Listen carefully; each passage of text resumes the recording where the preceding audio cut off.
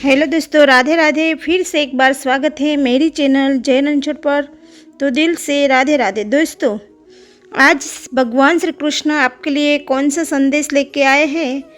तो दोस्तों, आपको एक काम करना है। आपके सामने दिए गए 3 कृष्ण के चक्र है, इनमें किसी एक को चुनो और देखिए आपके लिए आज का संदेश कौन सा है और भगवान श्री कृष्ण आपके लिए आज कौन सा संदेश लेके आए हैं। दोस्तों, तो मैं आशा करती हूँ वो जिन्होंने 4 नंबर का चक्र चुना है उसके लिए भगवान के किसी की सहायता करते समय यह मत सोचिए कि वह भविष्य में वह आपके काम आएगा।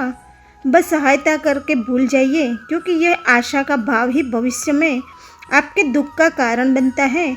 आप जो भी कर रहे हैं वह परमात्मा देख रहा है, उससे छिपा नहीं है। दूसरे जो कर रहे हैं उससे भी वह देख रहा है। ना किसी को जताइए ना ही बताइए, बस इतना विश्वास रखिए कि जब ईश्वर ने उसकी सहायता के लिए आपको भेजा तो निश्चित है कि आप जब आपको आवश्यकता होगी वह किसी ना किसी को ज़रूर भेजेगा। कभी भी अपने लिए बुरा न बोले। हम जो भी सोचते हैं या किसी की एक विचार पर बार बार केंद्रित हो जाते हैं तो वही घटित होने लगता है कि सकारात्मक विचार के प्रति हमेशा शरीर इतना आशावान नहीं रहता, जबकि नकारात्मक विचार में हम गहरे में चले जाते हैं। अंत नकारात्मक विचार पहले घटित होता है। इसको एक उदाहरण से समझे। जैसा यदि आपसे सोचते रहते हैं कि मेरे जीवन में दुख ही दुख है, तो इस विचार में वर्तमान होने के कारण आपको ज़्यादा दुखी करेगा।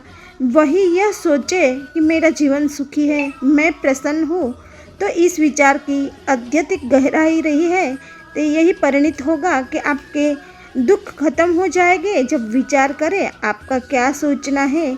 याद रखना, विचार बनाए इंसान एंजल कोड 888 के साथ लिखे में सकारात्मक ही हूँ, देखना चमत्कार घटित होगा। तो दोस्तों, मैं आशा करती हूँ कि जिन्होंने 2 नंबर का चक्र चुना है उसके लिए भगवान श्री कृष्ण आज का कौन सा संदेश लेके आए हैं, उनके जीवन में कौन सी खुशियाँ लेके आए हैं। तो जानिए, आप एक हीरो है। हीरो की भांति अपना साहस रखें। भगवान आपके इस लायक समझता है कि ये इंसान हर परिस्थितियों से लड़ सकता है। आपके जीवन में अनेक प्रतिकूल परिस्थितियाँ आएगी, आप लड़े, देखना जीत आपकी होगी। आपको भगवान कुंदन बनाना चाहता है। आप सबसे अच्छी अदाकारी कर सकते हैं, इसलिए आपका महत्वपूर्ण रोल मिला है। एक बात बता दूं, ईश्वर सबसे करीब भी आपके ही है। जब आप किसी दूसरे का भाग्य छीन नहीं सकते हो, फिर ईर्ष्या क्यों। आकर्षक का सिद्धांत कहता है, जितना ज़्यादा विरोध किसी का होता है उसे उतनी ही ऊर्जा मिलती है, वह उतना ही आगे जाता है।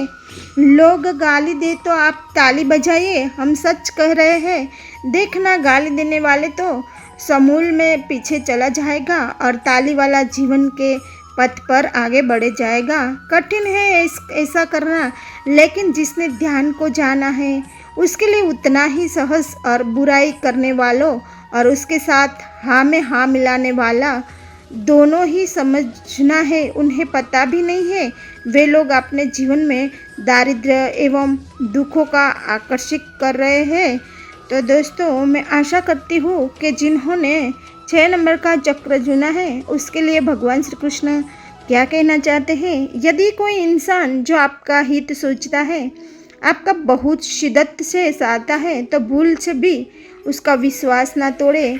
ऐसा हो सकता है कि आप में से कोई एक सोचे कि उसे पता नहीं चलेगा, लेकिन क्या आपकी अंतरात्मा उस बात की गवाही देती है। ईश्वर से नज़र तो नहीं चुरा सकते। ना एक दिन ऐसा आएगा भी कि दोनों में से किसी की चालाकी सामने आ जाएगी। अंत परमात्मा स्वयं नहीं आते, वे एक ऐसे इंसान को आपकी ज़िंदगी में भेज देते हैं जो सिर्फ आपको खुशियाँ देने आया है। संभाल कर रखे ऐसे इंसान को बाद में पछतावे के अलावा कुछ नहीं मिलेगा। आपको एक ज़िंदगी मिली है, उसे व्यर्थ की चिंता और कामों में नष्ट नहीं करना चाहिए, बल्कि आप अपने दिल की बात सुने। किसी के द्वारा लूटा जाना या किसी के अन्याय का शिकार होना अपने आप में इतना कष्टदायक नहीं होता है जितना कि उसे मन में बार बार लाकर अंदर ही अंदर जलते रहना। कर्ज लेना बुरी बात नहीं है, लेकिन कर्ज के पैसे से ऐसी करना बहुत बुरी बात है, क्योंकि कर्ज के कारण चिंता, चिंता के कारण रोग, इस तरह से पूरा जीवन नष्ट हो जाता है। धन की बचत जरूर करना चाहिए, किंतु स्वास्थ्य को खोकर धन की बचत करना और नुकसान करना है। आपके द्वारा बचत सारा धन बीमारियों के इलाज में खर्च हो जाता है, और चूँकि स्वास्थ्य ही की धनी है। समय के अनुसार आपको काम करना चाहिए। जो व्यक्ति बदलते समय के साथ नहीं बदलते, उन्हें समय पीछे छोड़कर आगे निकल जाता है। काम छोटा हो या बड़ा, इसकी कभी चिंता न करनी चाहिए, नहीं इस पर शर्म करना चाहिए। हो सकता है कि कोई छोटा काम ही आपका बड़ा बना देता है। गुजरी हुई जिंदगी को कभी याद ना कर, जो तकदीर में नहीं लिखा उसकी फरियाद ना कर।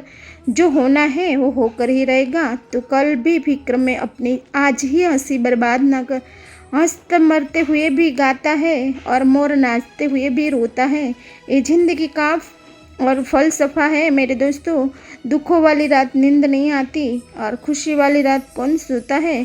कलयुग में रिश्ते खेल बन जाएगी। बिना स्वार्थ के कोई भी रिश्ता नहीं टिकेगा।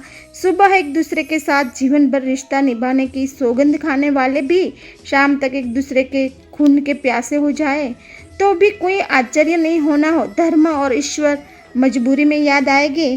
कलयुग का भगवान सिर्फ पैसा ही पैसा दिखेंगे। आप भगवान आपकी सुनते हैं, इस बात में कभी शक मत करना। बस फर्क इतना है, उन्हें हमें सुनना आना चाहिए। तो जीवन में परेशानी चाहे कितनी भी बड़ी हो, चिंता करने से और भी बड़ी हो जाती है। खामोश रहने से कम होती है और सब्र करने से ख़त्म हो जाती है। परंतु ईश्वर को सौंप देने से वो परेशानी खुशियों में बदल जाती है। इसलिए अपनी सारी परेशानियाँ कान्हा को सौंप दे कर सच्चे मन से सिर्फ भक्ति करो, हो आपका उद्धार करेंगे। तो दोस्तों